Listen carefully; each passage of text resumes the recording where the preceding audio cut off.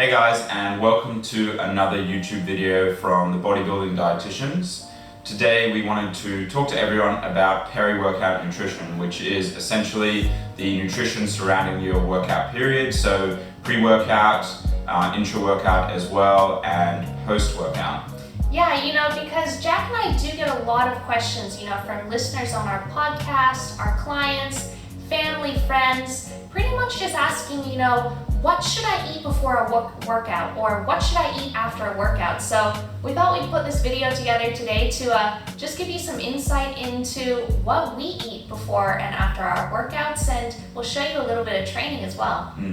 It's a good opportunity now as well because I'm in the peak of my off season, Tyarra is in the depths of prep, so we have very different diets at the moment, and as we'll go on to talk about, I'll be setting an example for, more of a convenience or higher GI food types, whereas Tia will be more satiating. Yeah, I'll probably be looking for more high volume, satiating foods, lower GI options, just to keep the hunger bugs away when carbs are slightly on the lower end compared to Jack.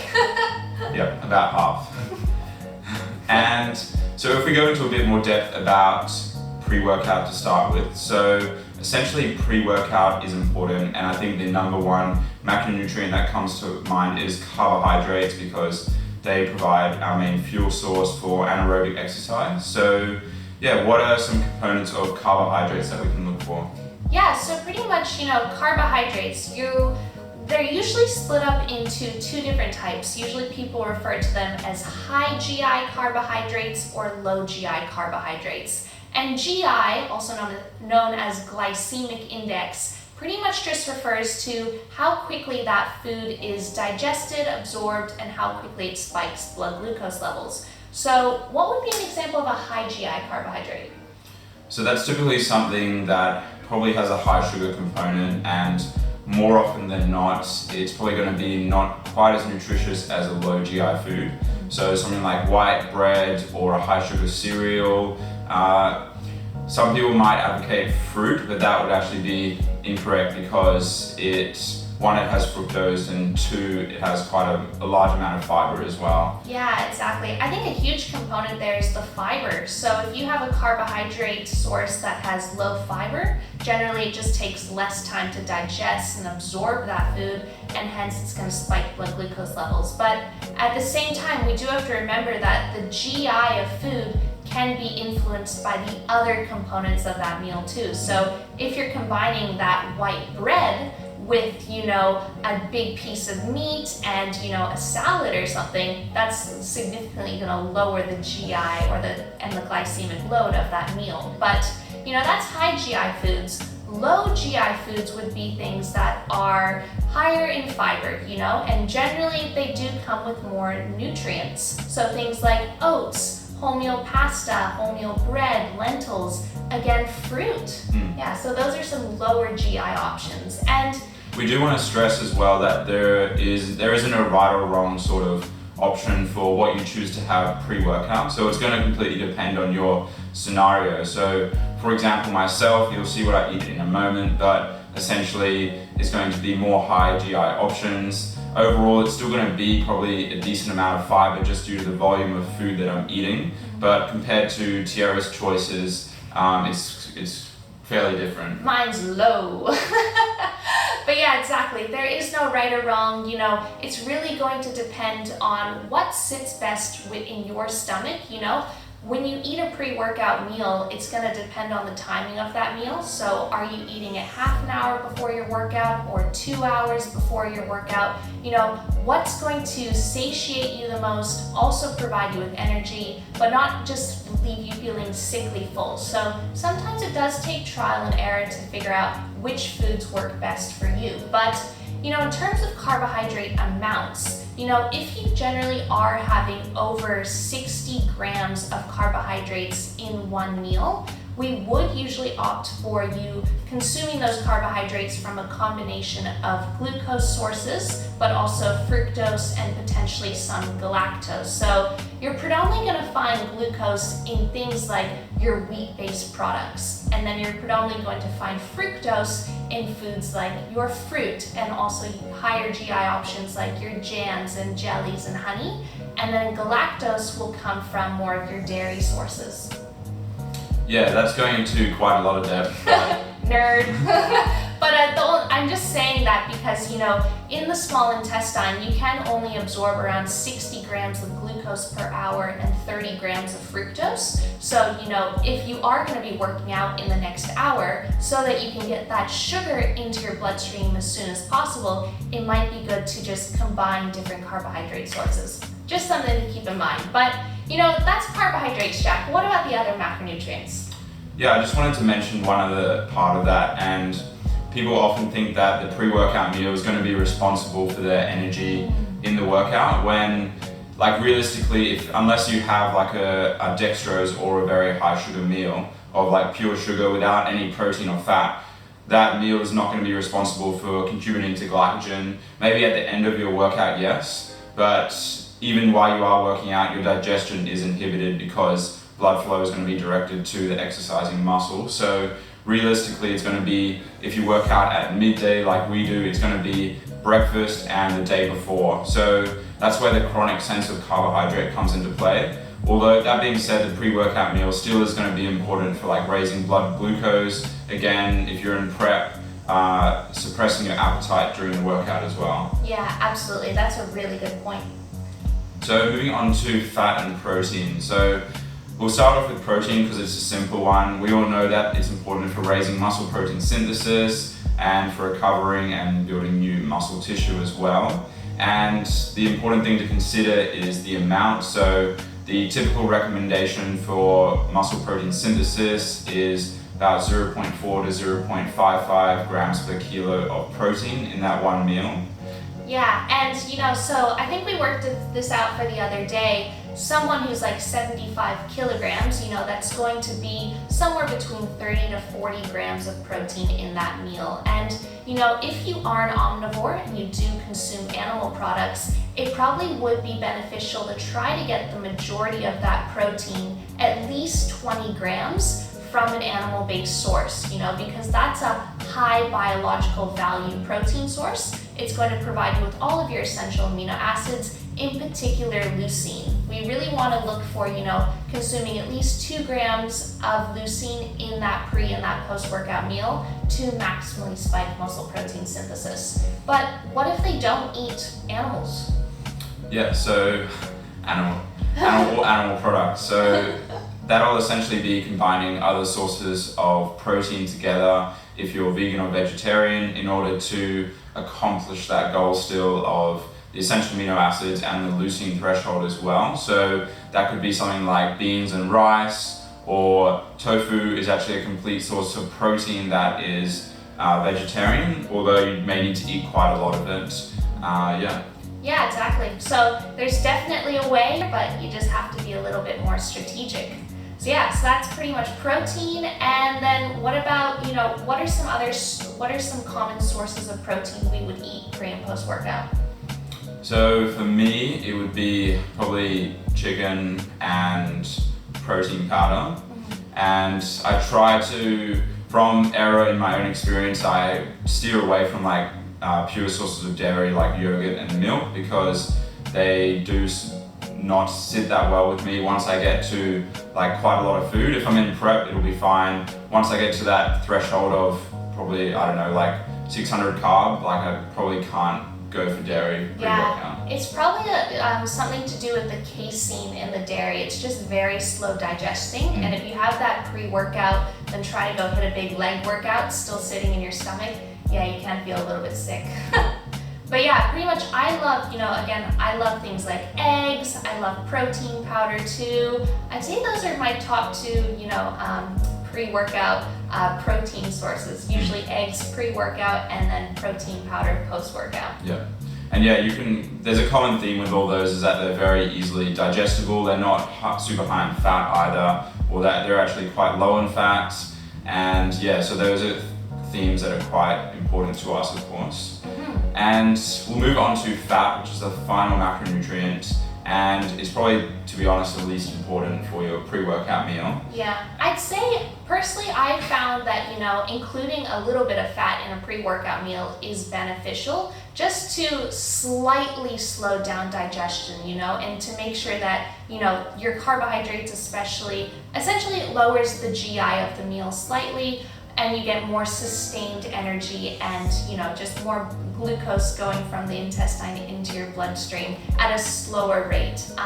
Because, sometimes I found that if I have a very, very low fat meal, what'll happen is those carbohydrates are absorbed really quickly, my blood glucose levels spike, but then they plummet really fast. So I've just found beneficially having somewhere between 10 to 15 grams of fat in a pre-workout meal does help. I have found that helps. Yeah, I'll still have that amount, but it's just because my daily amounts are higher. Yeah, so. exactly. But yeah, I'll more have fat in my meal just to accomplish my daily goals of fatty acids and due to flavor as well.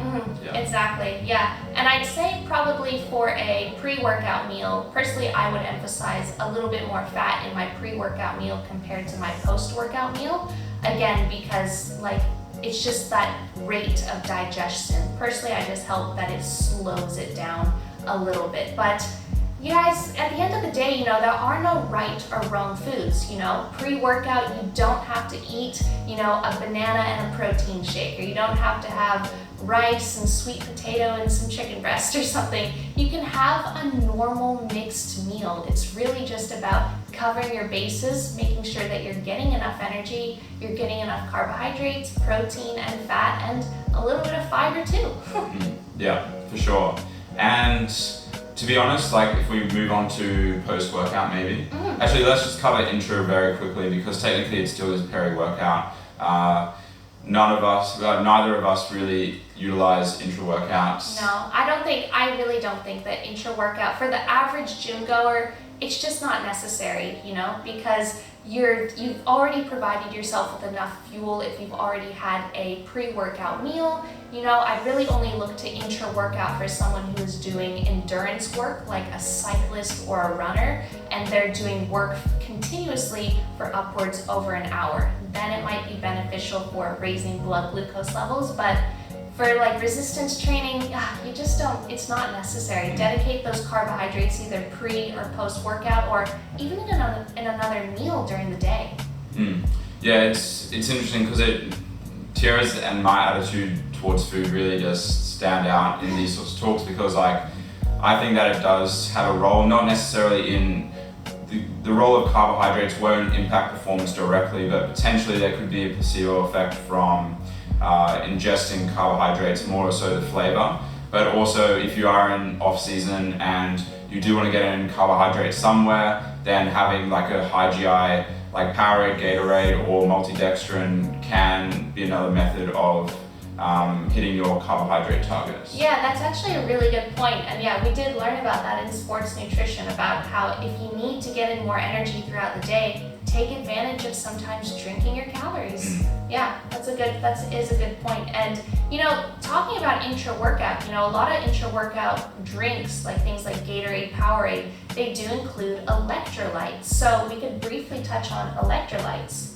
Yeah, well, briefly, yeah. So yeah, electrolytes are lost during exercise through sweat. Common ones being like potassium, magnesium, sodium, and yeah, basically a simple electrolyte drink. Even if you just add sodium, so salt in water, is going to help rehydrate you more effectively. Although, yeah, imagine people selling salt and water, it won't exactly sell very well. Exactly, so I'd say just make sure that you put a sprinkle of salt on your pre-workout meal, and potentially even your post-workout meal too. Don't be scared to salt your food, and you're gonna get enough potassium in throughout the day as well, as long as you're eating adequate amounts of fruits and vegetables and whole grains. So I guess that's the main thing, really. Just make sure you are adding salt to your food if your food generally is low in sodium. Yeah. And then I guess, post-workout. So yeah, this is probably hopefully not as complicated as pre-workout, but essentially the role here is again to restore your glycogen levels after the workout. Yeah, exactly. So again, just make sure you're getting an adequate amount of carbohydrates, hitting that protein as well, somewhere between 0.4 to 0.55 grams per kilogram in that meal, and have a little bit of fat, and man, you're sweet to go. Yeah. And I think this is where a lot of people say, oh, you shouldn't have fat or slow down the digestion process. But again, we have to look at the chronic sense. Like maybe if you're training more so in the morning, then you're training again in the evening, then that's where it would be, probably limit your fat intake so that you can digest and absorb this meal as fast as possible. But if you're like Tyarra and I, you train once a day, then you literally have 24 hours to utilize the nutrients that you just ate. So there's no need to go super low on the fat. And personally, I don't go super low. I probably go like 15 grams of fat. So exactly, because you just have to look at it across a whole day, and for glycogen synthesis, that can take upwards of 24 to 48 hours to maximally synthesize all of your glycogen stores. And after a resistance training workout, again, muscle protein synthesis can be elevated for 24 to even 72 hours in some cases. So I guess that kind of busts the myth as well, that you don't have to do your last set of bicep curls and then down a protein shake. It's all right, go home, take a shower, and then eat a meal. It's all gonna work out the same in the end. All right, so I guess that's a bit of wrap up. A lot of us talking about this stuff. How about we show you guys what we actually eat? Yeah, we'll see you in the next clip.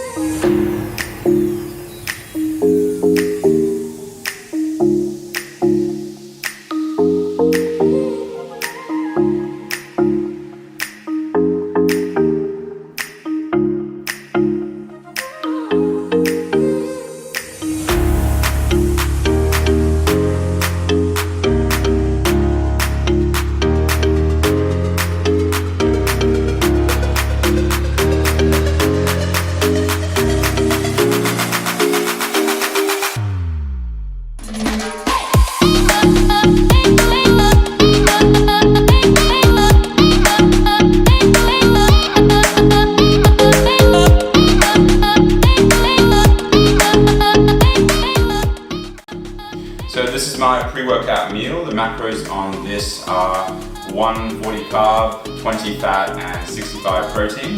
Thanks, Tyarra. And as you can see here, it's a mixture of bread products. Very interesting.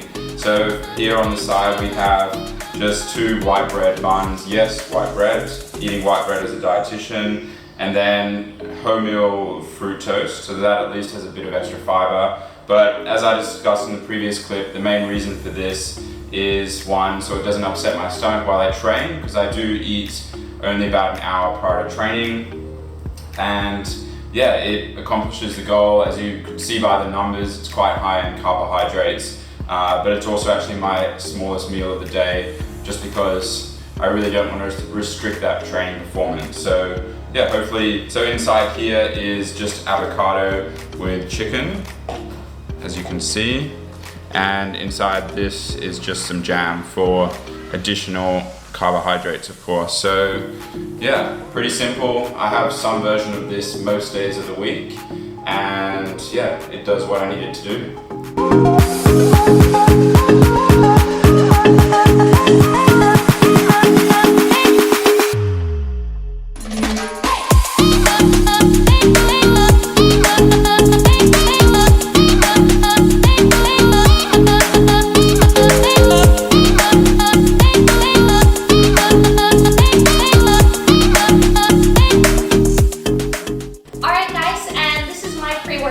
So similar to Jack, pretty high carbohydrates, not quite 140 grams, but so today I've got 25 grams of VPA egg whites plus 1 whole egg, and I've just, seasoned that with some Italian herbs, lots of salt, lots of pepper.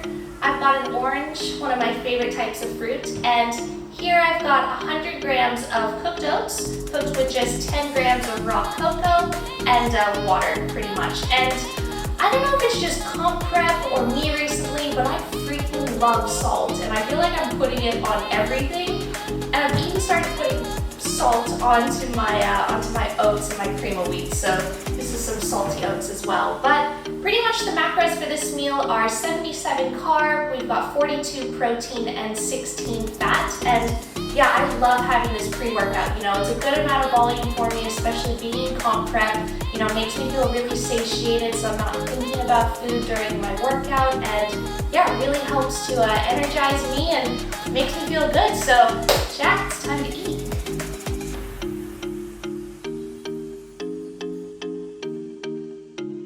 Alright, so the last thing we forgot to mention when it comes to pre-workout is supplementation.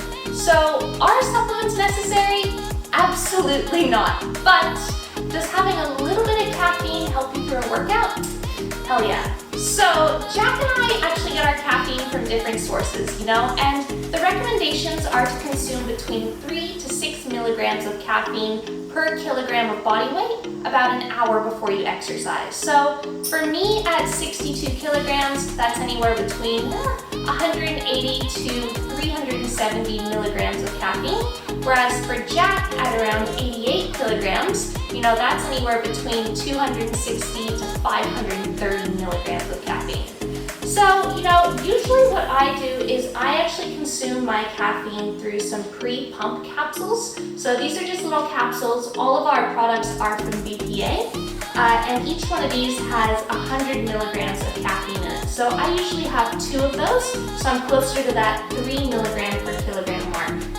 And then Jack, he usually has coffee because he's a coffee kind of guy, and he usually has 3 teaspoons of coffee, so that gives him enough caffeine to reach that 3 milligram mark. And you know, sometimes we do have pre-workout as well, and this is obviously not necessary at all, but something that I really love to have pre-workout is actually beetroot juice powder. So beetroot juice powder is awesome because, you know, it's full of dietary nitrates, and they really help with increasing vasodilation, increasing oxygen delivery and nutrient delivery to your muscles, getting epic pumps, and pretty much it can just reduce that perception of effort during a workout and increases time to exhaustion. So I usually have around 20 grams of beetroot juice powder pre-workout as well. You do need to count the carbs in that. It is around 13 grams of carbs, so do take that into account. But yeah, we're gonna have this now and then hit the gym.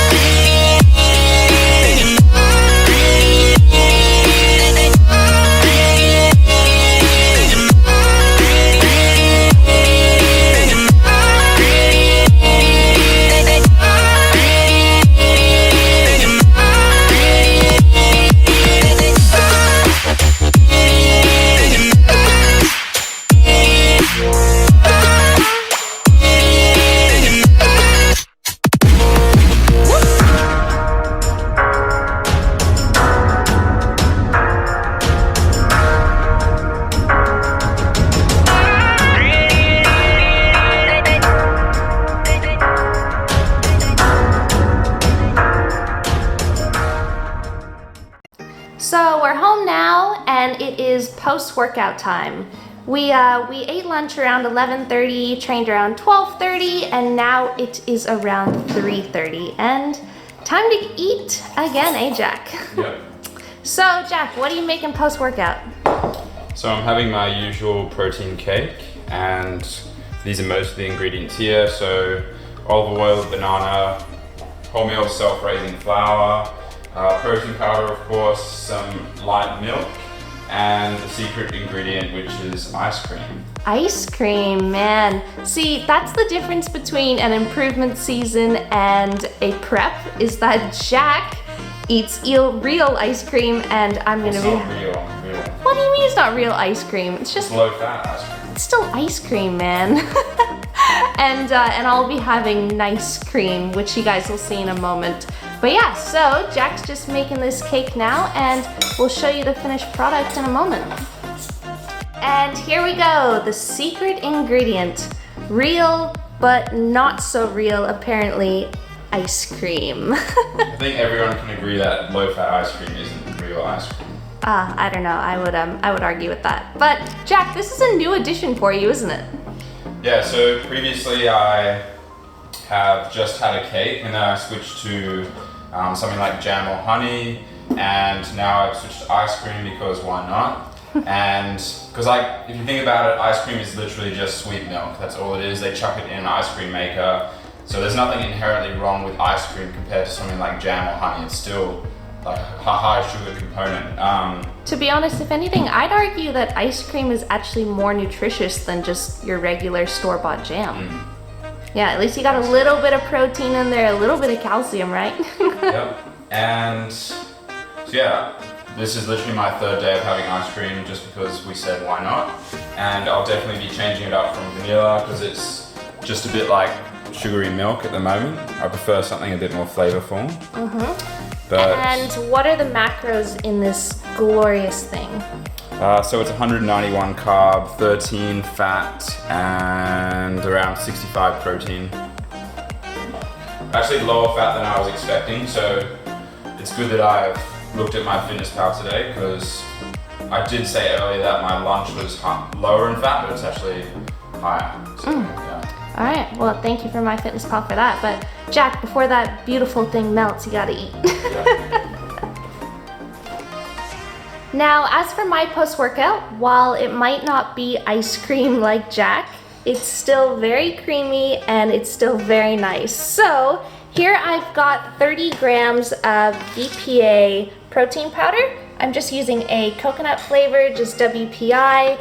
And then I've got 100 grams of frozen banana, 100 grams of frozen mixed berries, some ice, and then I'm gonna blend all of that together in my food processor.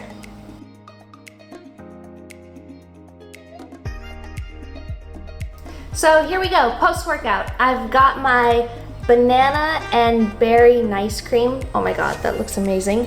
And I've also got some more chocolate cream of wheat. So this is just 100 grams of wholemeal flour blended with 5 grams of cocoa, a little bit of sweetener, some water, and microwaved. And as I mentioned before, I'm freaking loving salt at the moment. Feel like I'm putting it literally on everything. So I put a very decent amount of salt on there. Oh my God, it looks like snow. Yes, all right, so I'm gonna enjoy this before this melts. And this whole entire meal, this is 100 grams of carbs, 4 grams of fat, and 39 grams of protein. And hell yeah, I'm gonna freaking enjoy it. So guys, that pretty much wraps up today's video. Hopefully you learned something about peri-workout nutrition and you enjoyed seeing what we ate for our nutrition as well.